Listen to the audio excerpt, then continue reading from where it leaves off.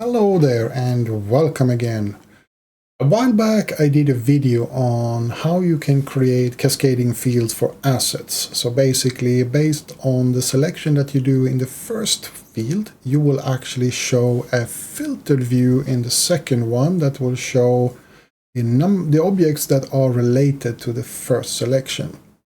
And this one is quite easy to do, not that difficult at all. But I got a question in that video: how do I handle if I want to have so the users can select more than one value in the first select box, so in the first field, because then I want to show then in the second field both selections. So in this case, for example, I used cities and countries.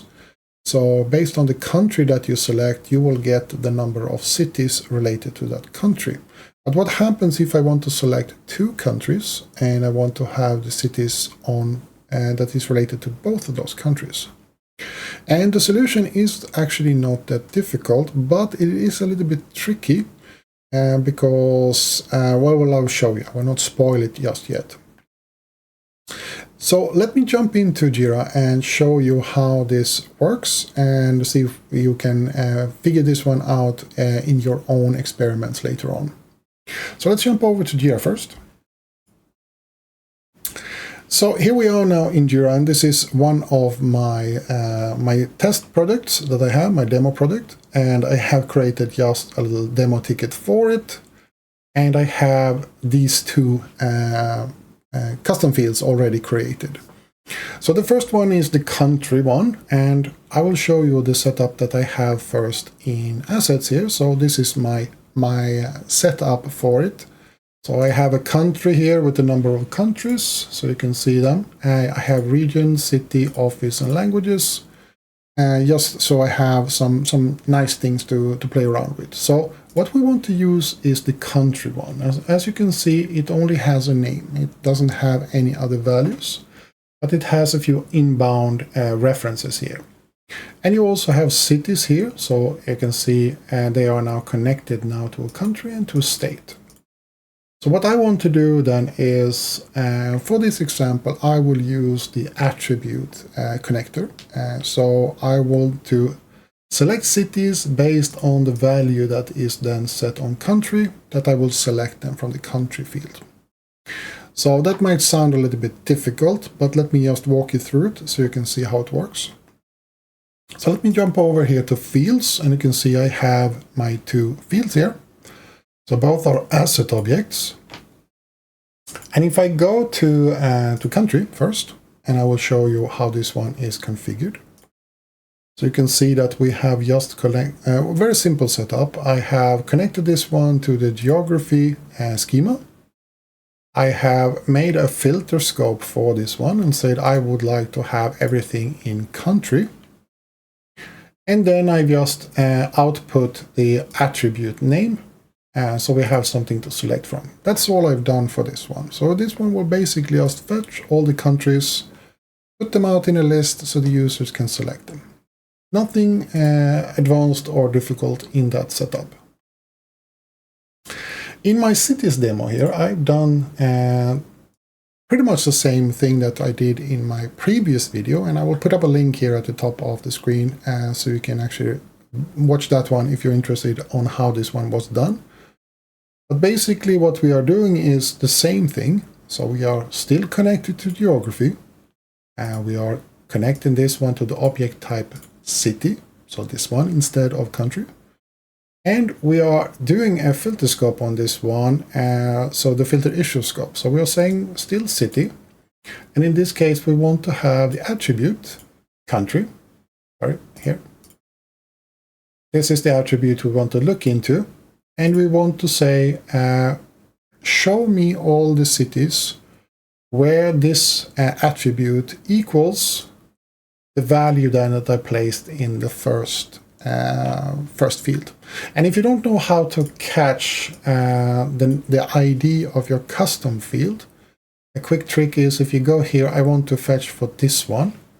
So if you click on these three dots and you select this one, and then at the bottom of the screen you can see that at the end of the URL I have the ID. or if you click in here, you will actually have the top here. So this is the ID that you need to fetch for this to work. Let me just close that one. So if I do this, very simple, I just compare the value then that I put in my first field, and in any city that has a corresponding name in the country attribute will then be shown in the next one. If I do this and I select Sweden,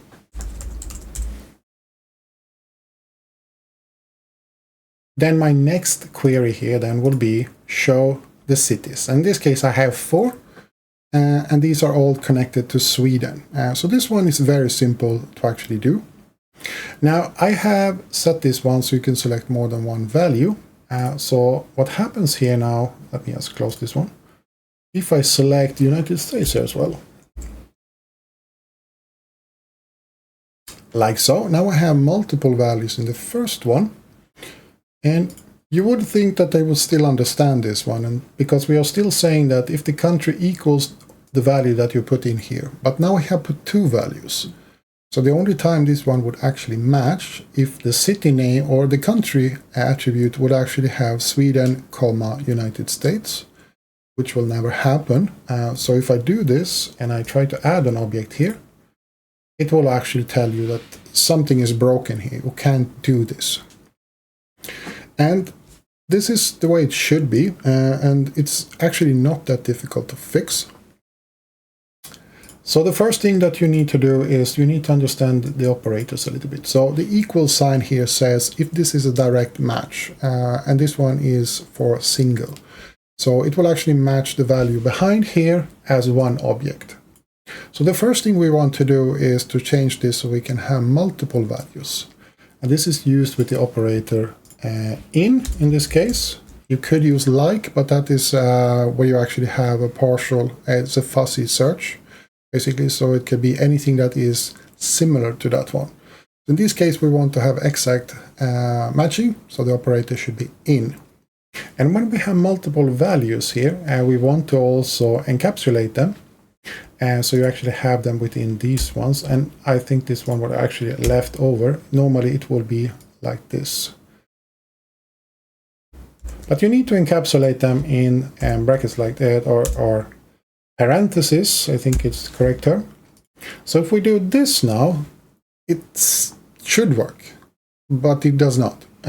So let me just verify that one, so you can see that I'm not lying for you, because logic dictates that now we have said I would like to have everything that is either Sweden or United States, and this should work. But if I do this, I will still have the same error.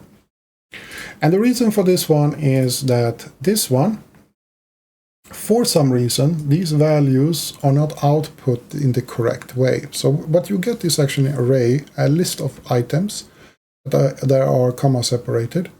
And I think what happens is that they are not actually put into these apostrophes. So they will actually be parsed as one object in some way.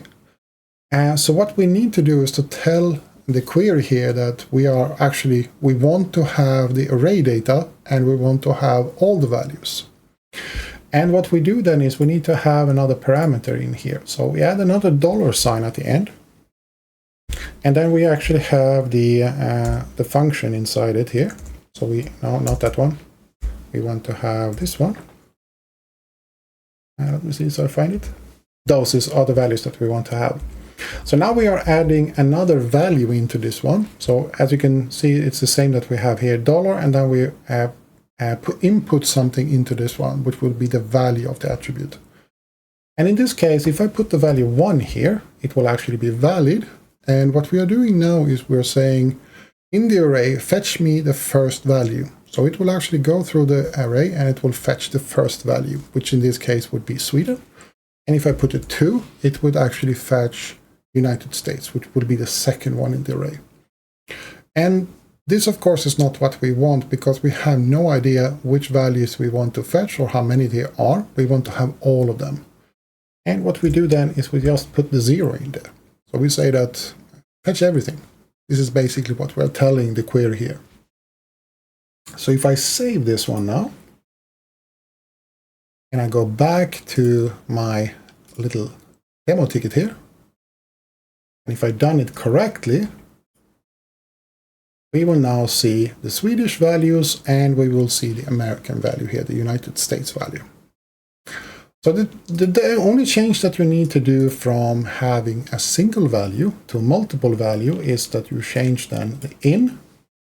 So equals becomes in. And then you need to add this little the dollar sign and the 0 within the brackets there. So you can actually say fetch everything into the array. And that's it. That's all the magic that you need to actually do. So no matter how many values you put into the first one, your output will still take all of those values into account for the second one.